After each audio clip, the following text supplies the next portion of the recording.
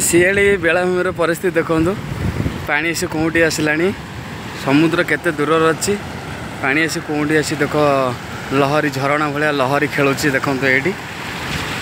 देखिपुं शियाली परिस्थिति कौन देखो पानी आसी कौटी आसला पूरा व्यू आपको देखा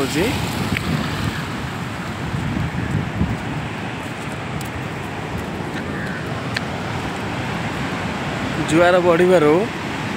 पानी उठुची बोधे समुद्र कूल लंघी गाँ भीतर को माड़ी आसुछि पानी तेणु स्थानीय बासिंदा माने भयभीत अवस्था रहितबा बेले एही समस्यार समाधान करने को प्रशासन निकटरे गुहारी करिसंती। जगतसिंहपुर जिला एरसमा रसियाली बेलाभूमि सहित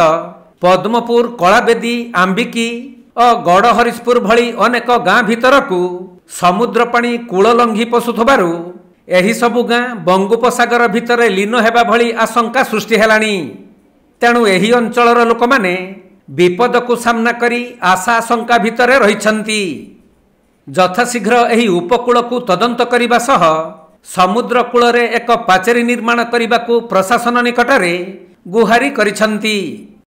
ये कूल शियाली जो कूल लंघुची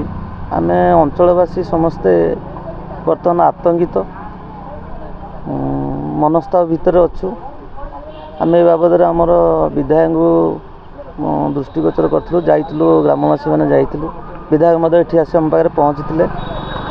आम सम्मुखें विधायक एक प्रकार गुहारी कर प्रशासन पाखे किंतु दुखर कथा एपर्यंत प्रशासन से बाबद बोधे हुए किसी पदक्षेप नहीं ना। देखो बर्तमान आपणकर से जो बेलाभूमि क्रॉस करी जनबसती आड़ को आप गाँ आड़ को पलि आस केतबले जीवन प्रति आप विपद अच्छी से बात कौन अच्छी भाई आम ग्रामवासी मैंने आशा आशंका भितर बंची रही भय भितर राति शोला बेले मन भितर भय आसूँ सतरे पानी माड़ीज कि पुणी से 19 मसीहा जमी पानी मड़ी आम बहु लोक मरी जाते आम एमती चलीजु कि यही जो मन भर जो भय भितर आम बंचीजु ये कौन कहे प्रशासन आम प्रशासन पाखे गुहारी करुँ यार तुरंत पदक्षेप नहीं केमी आम अंचलवासी बचबू गाई गोरु मनीष समस्ते बचबू से आमर दुखटा को बुझंतु यथाशीघ्र यार उपचार करंतु। जगतसिंहपुर जिल्लारू वैष्णव राउलଙ୍କ रिपोर्ट कोणार्क लाइव।